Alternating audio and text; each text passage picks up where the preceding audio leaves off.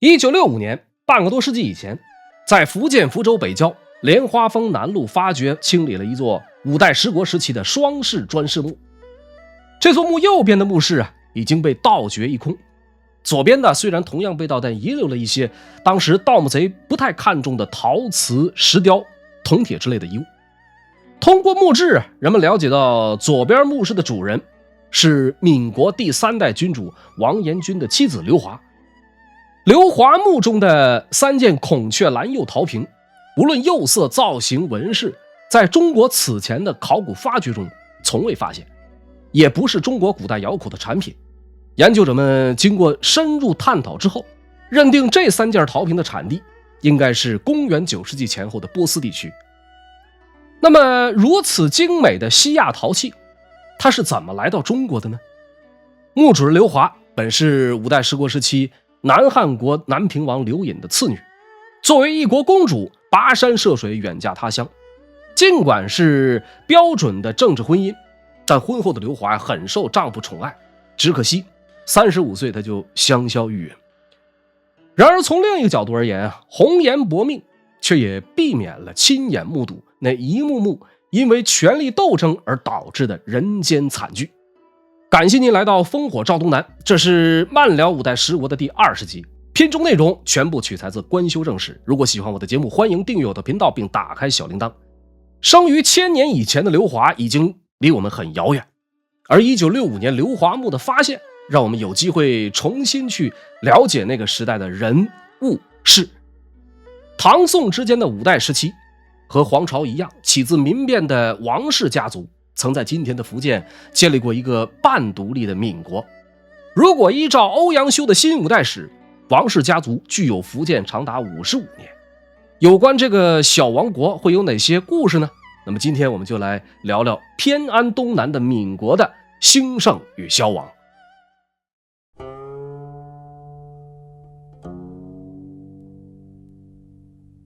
唐朝光启元年，公元885年，经历了黄巢之乱之后，天下群雄割据，纷争不断。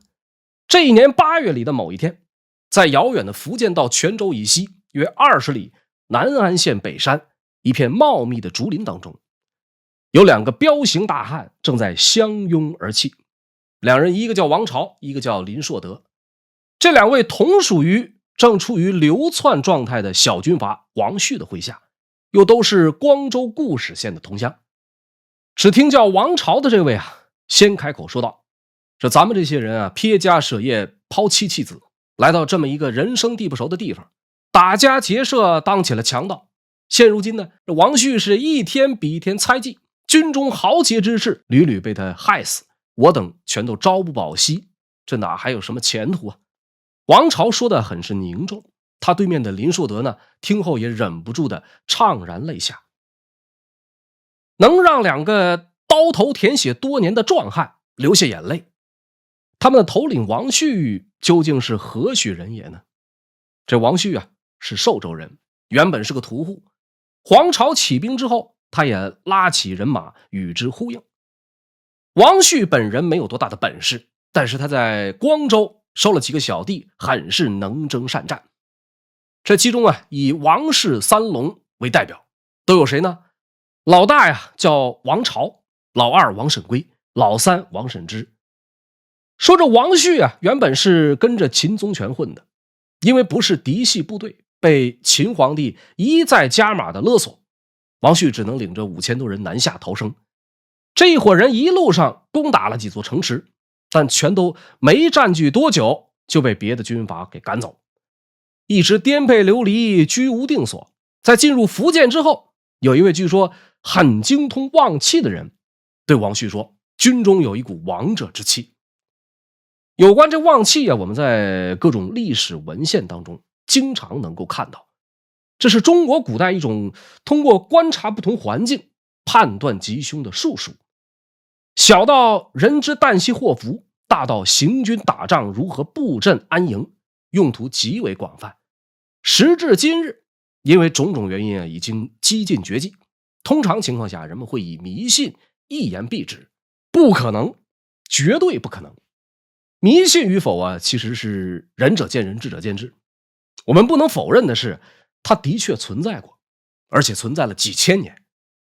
那么民变流窜领袖王旭，自打听说了军中有王者气，对手下人开始大加猜忌，好几位勇武善战的都相继被诛杀，甚至连王旭的妹夫也因此丧命。一时间是人心惶惶，暗流涌动，也就有了王朝和林硕德在竹林当中相拥而泣。那么说这王林二将在哭过以后，是怒从心头起，恶向胆边生，索性一不做二不休，挑了几十个心腹事先埋伏在竹林里面，等到王旭出现，很轻松地将其抓获囚禁了起来。这一场哗变最终要了王旭的命，也在不久后彻底改变了福建的时局。众人公推王朝为首，那林硕德甚至说生我者朝也，就是说王朝将军对我等有如再生父母。按照惯例，也经过了一番推让，王朝顺利成为了这支部队的首领。这个事儿还有另外一个版本，说众人在杀了王旭之后群龙无首，于是呢想了一个办法，歃血为盟之后，将一把宝剑插入土中，相约拜此剑动者为将军，谁能把这把宝剑拜动了，谁就是我们的主帅。结果轮到王朝去拜的时候，剑跃于地，这剑不光是动了，他还跳了起来。众人都认为这很神奇，纷纷纳头便拜，奉王朝为主。新任的这位王头领可能是练过歌山打牛，古人的记载有时候他就是这么的朴实无华。王朝新官上任3把火，他的第一道将令是干什么呢？是要求众将士一改此前王旭时代四处劫掠的作风，秋毫无犯，严禁奸淫裸掠。此外，在与众将商议之后，王朝决定打道回府，带领部队返回老家河南。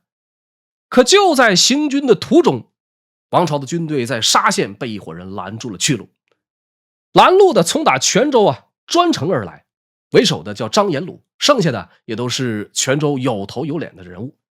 他们来找王朝不为别的，现任的泉州刺史廖彦若为人贪残，老百姓呢深受荼毒，苦不堪言。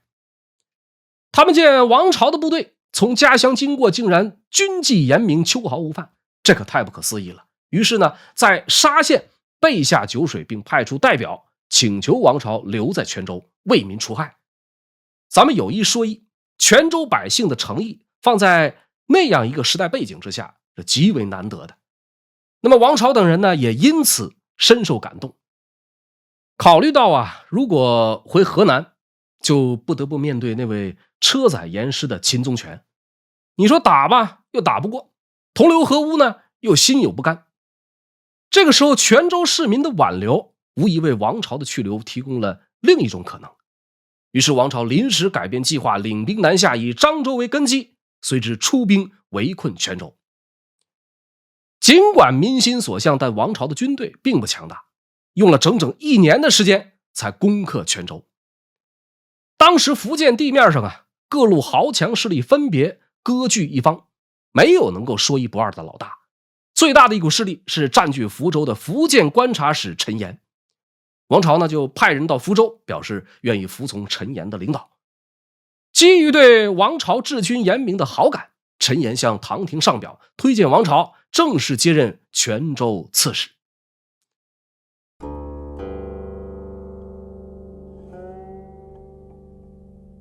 话说这王朝兄弟3人领着一众河南老乡来到泉州定居了下来。励精图治几年以后呢，时间来到了唐昭宗大顺2年，福建名义上的老大陈岩病危。陈岩看王氏兄弟将这泉州治理得很好，认为眼下只有王朝能够安定闽地，于是在临终前书召王朝来福州，决定将福建的军政大权全部无条件的移交给王朝。可是王朝还没有赶到福州的时候呢，这陈岩就已经病逝了。陈岩的女婿范辉无法认同老丈人胳膊肘往外拐的这个遗愿，于是呢，这范辉是先一步据有福州，然后禁止王朝入境。可是范辉这个人骄奢放纵，很是不得人心，导致很多福州的旧将跑到泉州，转投到了王朝的麾下。权衡利弊一番之后呢，王朝派王彦富和王审知领兵攻打福州。由于几年以来建立了很好的声誉，从泉州到福州，老百姓们自发输送粮草为其保障后勤，周边的一些少数族群也主动派兵响应。福州的范辉意识到形势危急，马上派人跑到北边向当时占据两浙的威武节度使董昌求救。很快董昌派来了5000人马，尽管人数不多，但是呢，相比福建军队多年未食兵戈，董昌的援兵久经战阵，这一伙不速之客的到来给围攻范辉的泉州兵带来了恐慌。泉州主将王彦富急忙修书一封向堂兄王朝请示，说大哥呀，打不过了，城池坚固，援兵且至，死伤甚重，你看是速发大兵来帮我们，还是我们先班师撤回泉州啊？王朝的答复很快传回，全都不准。王彦富和王审知感到没有把握，于是呢再次请求援助，并希望王朝本人能够亲临前线指挥作战。王朝这一回只给他们送来了一句狠话：兵死了增兵，将死了补将，如果兵将都打光了，我自然会到。王彦富和王审知一看大哥急了，也就不再犹豫，对福州发起猛攻，很快打得范辉招架不住，弃城出逃。王彦富、王审知成功的攻占福州，范辉呢被其手下所杀，董昌派来的援兵撤回浙东，战争结束。王朝也很快来到了福州，正式就任福建观察使。因为感念陈岩对自己的知遇之恩，王朝披麻戴孝厚葬陈岩，并把自己的女儿嫁给了陈岩的儿子。这种做法在很大程度上给陈岩、范辉的旧部以及福州百姓留下了极好的印象，福州人心渐安，局势得以平定。很快建州、汀州的割据势力相继依附，原本活跃在福建大大小小的民间武装也都纷纷归降。福建五州自此全部纳入到了王朝的控制范围。几年以后呢，王朝重病在床，出于大局为重的考虑，他以三弟王审知为继任者，远离中原战乱的福建就这样顺利过渡到了一个安定平和的时代。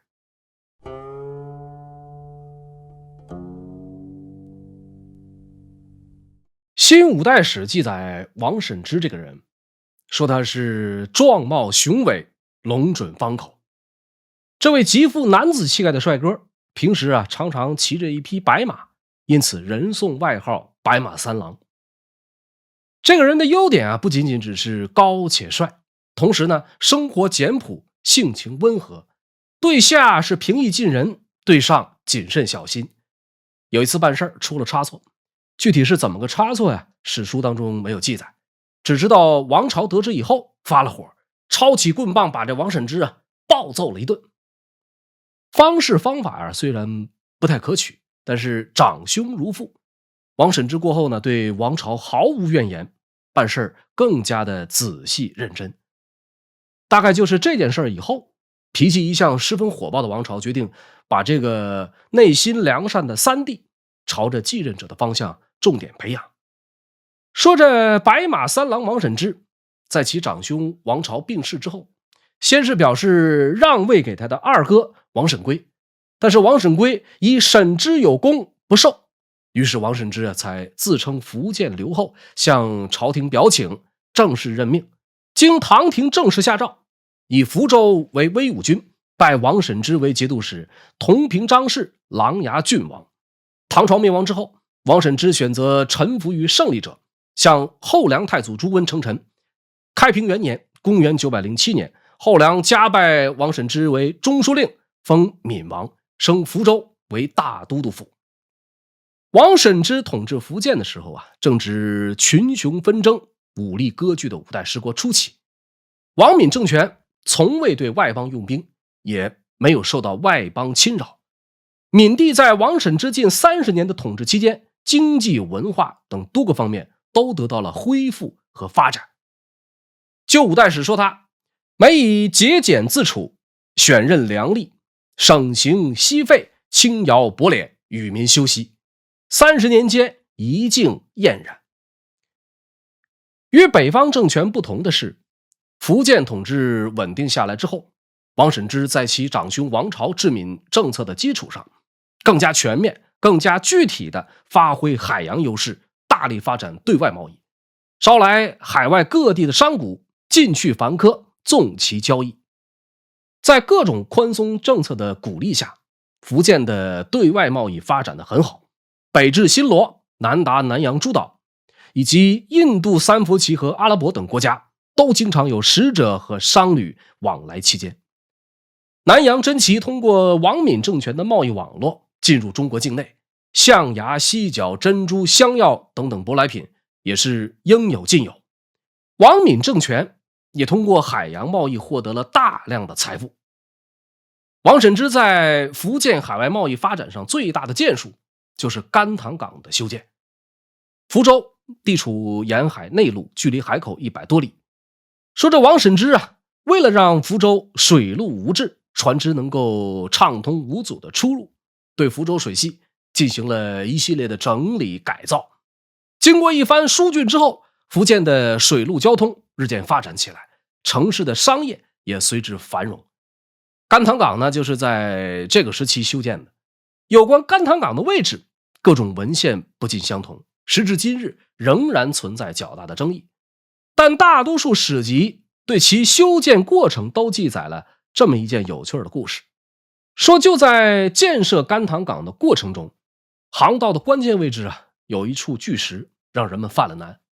王审知亲自前往焚香祷告，当天的夜里呢，一场暴雨来袭，巨石竟然被雷电击碎。新的海港建成之后，唐昭宗特意赐名为甘棠港，并很快成为了南北商旅翻墙云集的海上都会。福州也因此很快成为了海外贸易的重要港口城市。除了福州之外，原本就是天下4大港口之一的泉州港，在王氏兄弟执政之后，地位得到进一步的增强，泉州城市的规模也进一步的扩大。我们来看一组正史当中记载的数据。泉州城在唐朝的鼎盛时期，居民共有23860户。到了北宋的神宗年间，泉州有多少人口呢？201460户。从2万多户到20万户，这已经远远超出当时全国人口的平均增长率。而这其中增长最快的阶段，就是王氏兄弟入主泉州的时期。人丁兴旺，又不差钱儿，相比北方纷争不断，这里就是那个时代远离战乱的世外桃源。以至于到了宋元时期，泉州直接超过广州，发展成了当时东方最大最繁华的海港都市，成为了当时西方人心目中天堂般的光明之城。王氏兄弟3人在福建全都有着不同程度的历史功绩，这就是他们能被后世尊为开闽3王的原因。与此同时发达的海外贸易也潜移默化地影响了泉州人以至福建人的观念和性格，使他们成为了当时中国最具开放意识的群体，继而出海谋生，有的去了台湾，有的去了南洋，有的走得更远。泉州在后来成为中国的第一侨乡，可以说都是肇基于此。那么航海业和商业的繁荣给王敏这个割据政权带来了巨额的经济财富，让其得以割据东南一隅，又有得天独厚的藩驳之力。但至少在王审知的时代，无论中原王朝怎么变换，他始终都是俯首称臣这么一个姿态，并不去冒险僭越，宁可做开门节度使，不做闭门天子。究其根本，有至少3个方面的原因让王审知始终保持理智。一是闽地与南吴、吴越、南汉3国相邻，如果王审知贸然称帝，势必会招致讨伐，甚至腹背受敌。二是王氏集团来自中原，尽管据闽为王，又治理有方，但是根基并不十分的稳固。王氏兄弟又以忠孝立足，一旦称帝，造成人心背离，势必前功尽弃。三是王审知本人深受身边的士大夫的影响，儒家的大一统思想促使其一直尊奉中原王朝为正朔。相比兵强马壮就想为天子者，这种不膨胀的心态也显得极为难得。遗憾的是，在王审知死后，闽地的形势又有了新的变化。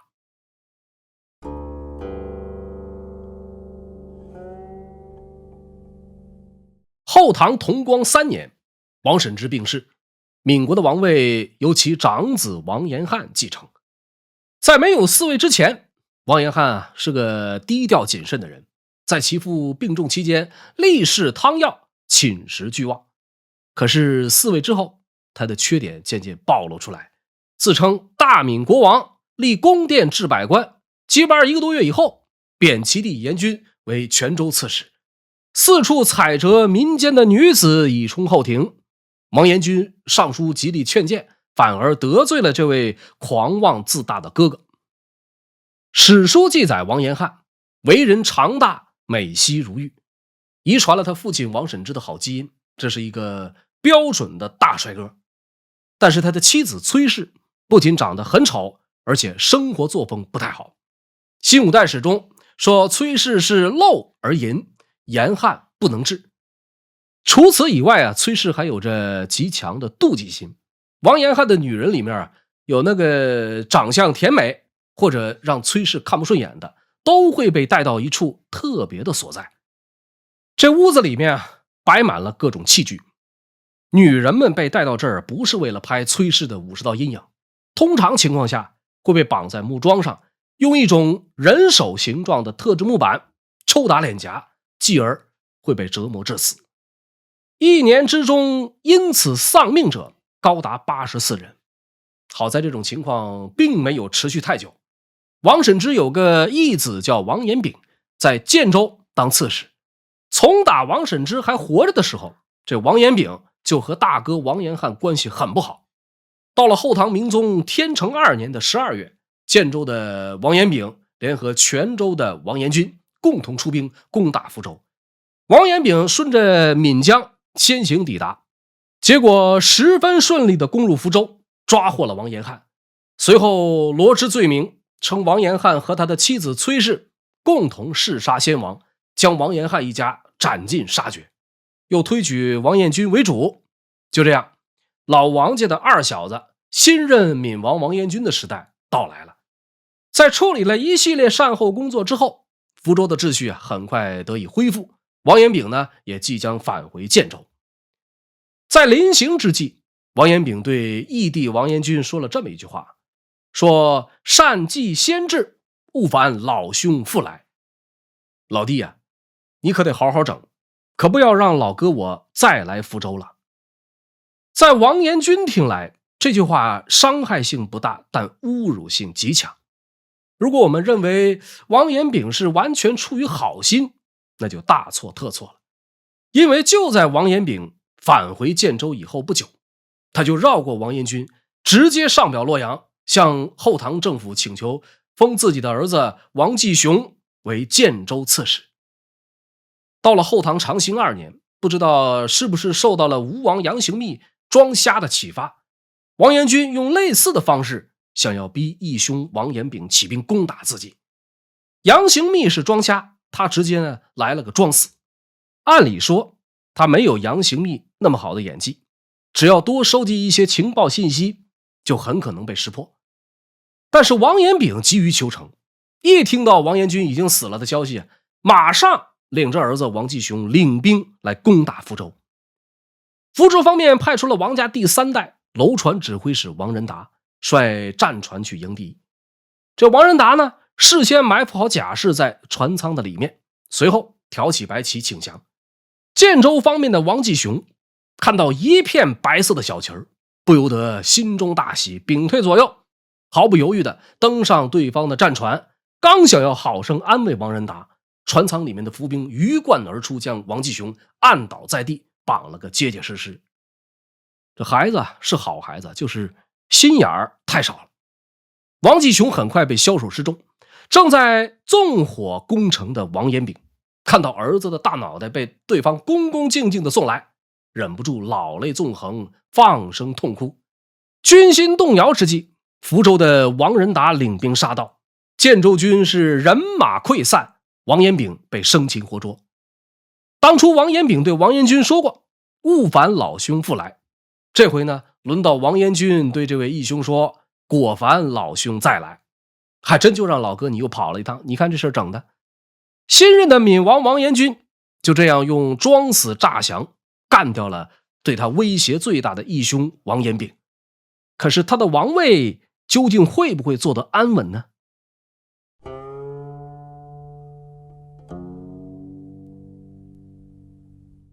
旧五代史的《建伟列传》记载了这样一个好玩的故事，说是在南北朝的时候，南梁有个道士叫王霸。王霸在福州居住的时候特别喜欢院里的2棵皂荚树，于是呢就在树下筑坛作为朝礼之所。后来还写下5之子孙当有亡于此方者，以此作为谶语埋之于地。按照旧五代史的说法，这位王霸道士就是5代十国时期福建王室的元祖，后来呢还被尊为保皇大帝，为历代闽国君主所供奉。实际上这个故事最早的版本出自王审知统治时期，由于是外来政权，不得不攀附一个传说中的神仙来当祖宗。王审知呢也由此大力的扶持道教。可是闽国政权由于对神仙方术之类的利用，很快在之后遭到了反噬，方氏的势力逐渐渗透，甚至影响到了政治。王审知的王位传给了王延翰，随后呢又被王延军夺走。这王延军十分热衷于鬼神道家之说。当时有一个道士名为陈守元，号称有通神的法术。王延军呢有称帝的想法，这个陈道士就跟他说，保皇命王少避其位，后当为60年天子。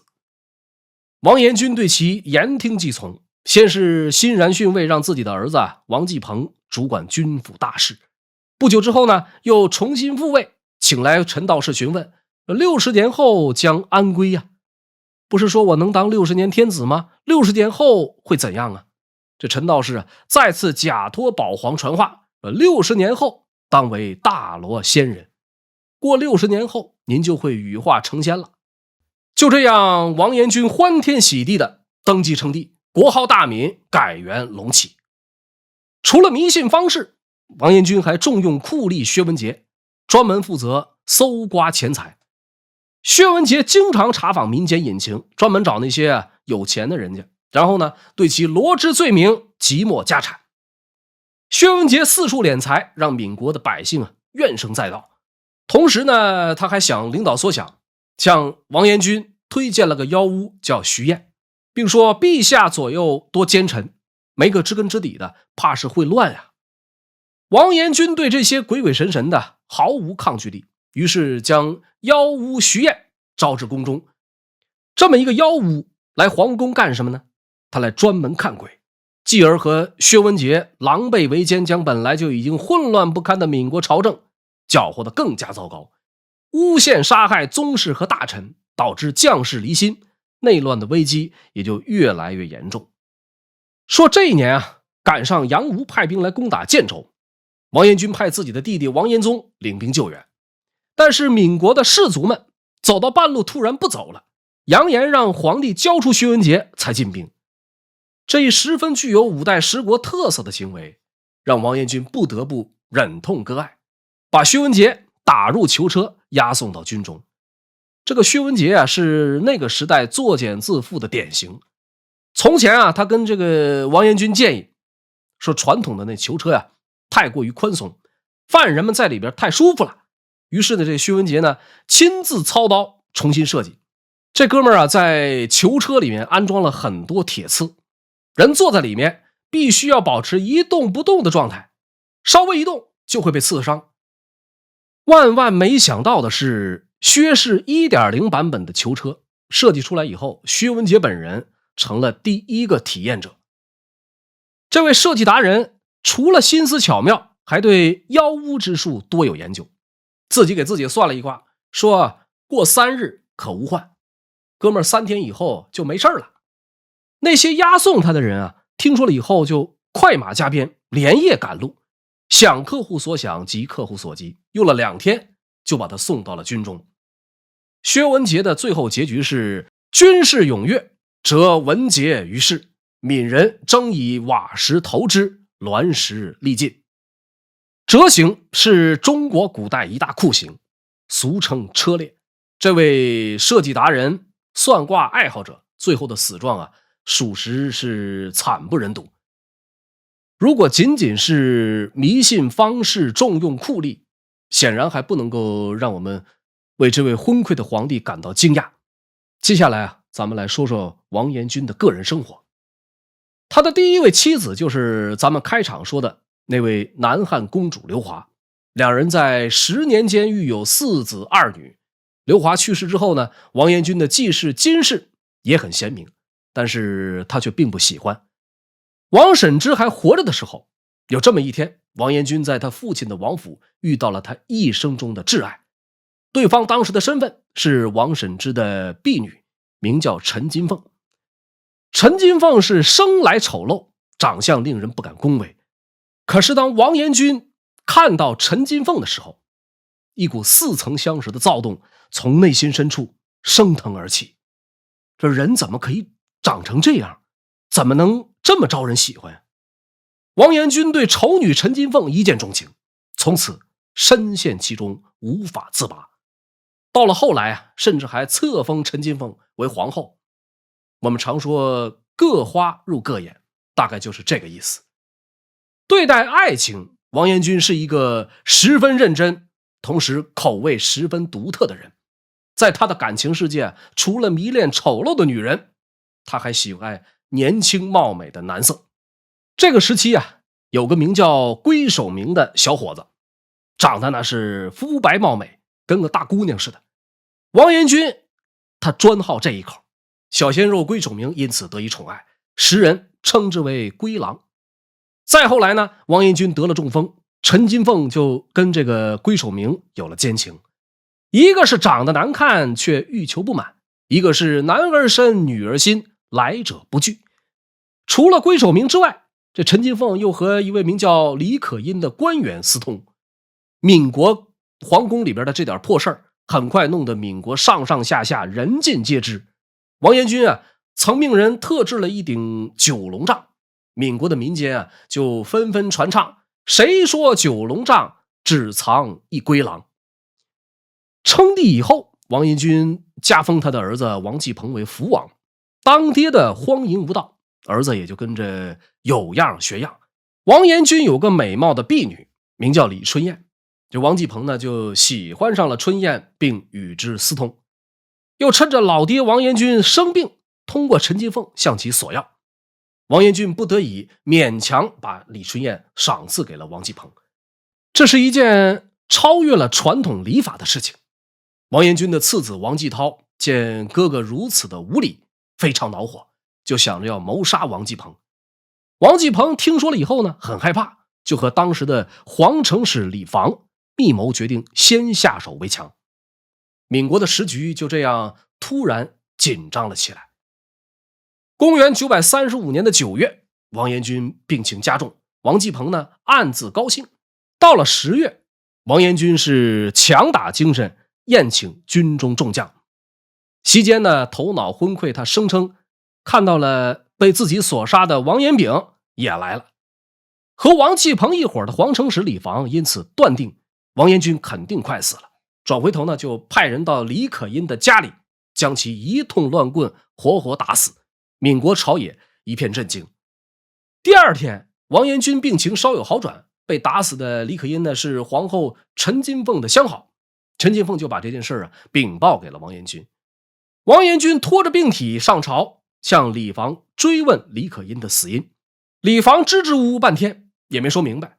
退下以后呢，就索性一不做二不休，很快就和王继鹏领兵杀入皇宫。王延君听说发生了兵变，赶忙藏到了九龙帐下面，被乱兵们一通乱刺，遍体鳞伤以后爬出来。因为痛苦难耐，在地上翻滚哀嚎。工人们不忍看到他痛苦的样子，举刀将其砍死，送了他最后一程。王继鹏和李房随后又杀掉了皇后陈金凤、小鲜肉归守明以及王继鹏的弟弟王继涛。在弑父的同一天，王继鹏登基称帝，改名王昶。不久以后呢，又自称全知福建节度使，大赦境内。